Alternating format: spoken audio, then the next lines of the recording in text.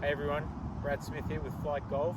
Just want to talk to you about understanding and learning how to use the club face and how to hit a flop shot correctly, okay? And this has got more to do with understanding the distances different flop shots are going to travel. And the way we're going to do this, we're going to go 3 different club face angles. You've got your square club face, which is what you're going to hit for your normal shot.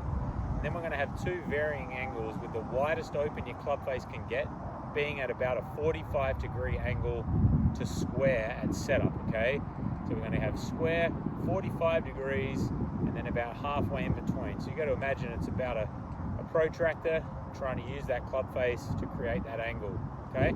So if this is square, you know, if we're going to use let's use a half swing as an indicator, okay? You're not going to hit every shot with the same length swing, but if you want to understand how far it goes, let's work on, say, a half swing and a full swing. So we'll go with a half swing first, okay? So if I make a half swing with a square club face, this is probably going to, with my 58 degree, this is going to go, you know, somewhere around 70 yards, okay, 75 yards. Now, if I make that same swing go from 58 degrees and I open that up, okay, if that's the full 45 degrees, if I open that up part way around that sort of 22, 23 degrees on the ground, okay, and then I make that half swing, I've added a significant amount of loft there, so I'm going to probably take a good 20 or 30 yards off that swing, okay? So let's go ahead and make one.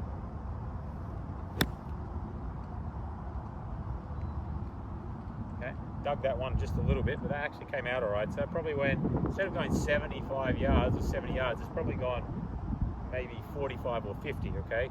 Now, if we go another step further and we open that club face from square to the mid part around 22, 23, all the way up to a 45-degree angle, and make that same half swing, it's going to go probably 20 yards shorter again.